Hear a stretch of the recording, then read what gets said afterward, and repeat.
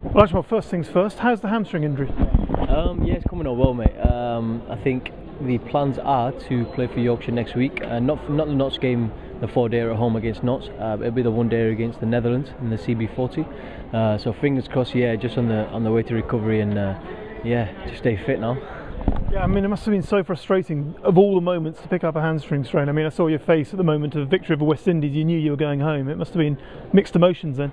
Definitely, mate, definitely. I was absolutely gutted. You know, with all the kind of I'm so happy to be picked for England and to get involved with the squads.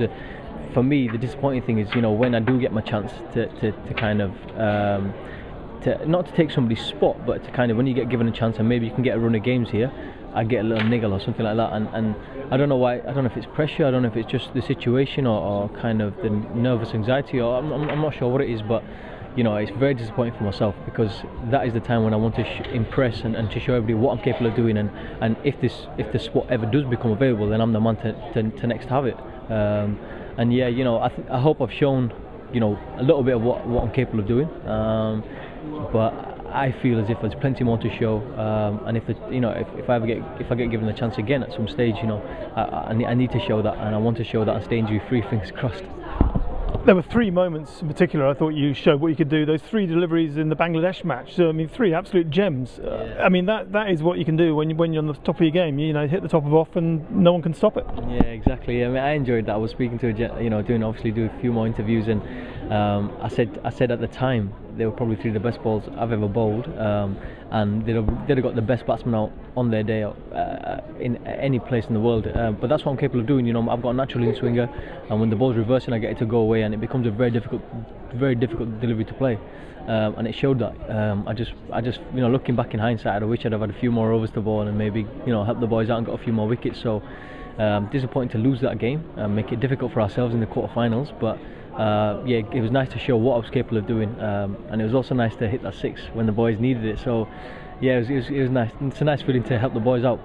I was going to ask you about that match, because the pressure of that moment, your first ball of the tournament, I think, wasn't it? And what were your orders from the other end? So just smack it, or what? No, it wasn't. Swanee said to me, look, you can have a ball to have a look, and then we need to do something.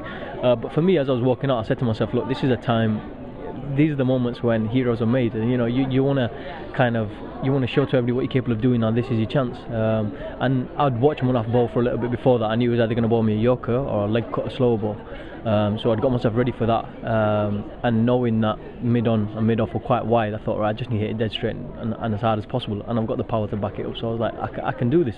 He happened to miss his length, and I happened to hit it pleasantly. So yeah. To travel over the boundary edge, and it made the target a little bit easy to get for us. Again, disappointing not to win that game after kind of doing that, but it was good to get a draw in the end.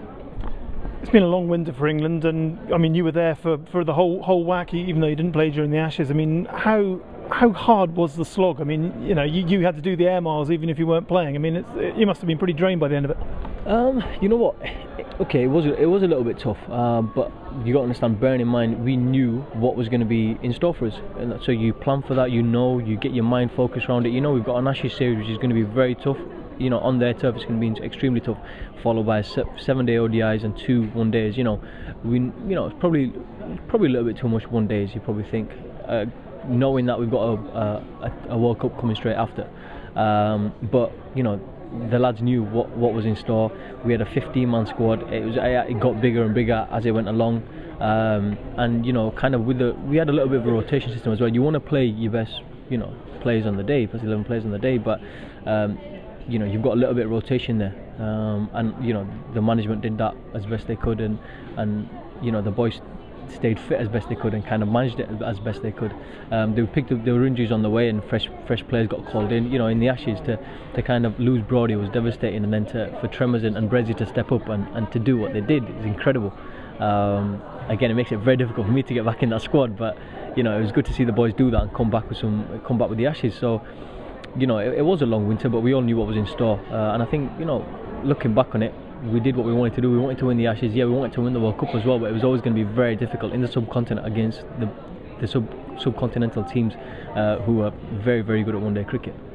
Talking of the Ashes, I mean, everyone in hindsight now talks about how close you actually came to playing in Adelaide. Did you feel as though did you get the tap saying, you know, get ready because you might actually be playing in this game, or how did it work? No, I got a few phone calls from home saying, you know what, everybody's talking about you possibly playing. I never knew this at the stage. You know, you get the vibe sometimes from the coaches and the players. I never, you know, I didn't think I was going to play. I knew what I could do because I knew, you know, abrasive conditions. It made reverse swing for me here, and I can definitely kind of worry them boys with the reverse swing. But no, I never really got any vibes. Obviously, when we knew Brodie broke down in that game, then the position was wide open. The next game was Perth. It's a fast bouncy track. It's probably going to suit the taller bowler, and so you're thinking this as a bowler, you're thinking it's probably going to suit the taller bowler. I can kind of definitely put my name in the hat and work hard for that position, but still it's probably going to suit the taller bowler, so they'll probably go for him, which they did. And you know, Trembers hasn't looked back from there. He earned that position, played well in that game, and played well in the tests after that. So you know, all credit be to him. He kind of took his chance when he had it. And now, of course, there's a serious competition for fast bowling places. The man behind you there is one of them. I mean, where do you think you fit in coming into the Sri Lanka series in May? Yeah, mate. It's going to be very, very difficult. There's plenty of bowlers fighting for a few spots. Not only kind of who have already been in the setup, but people in the county circuit who want to put their names in the hat.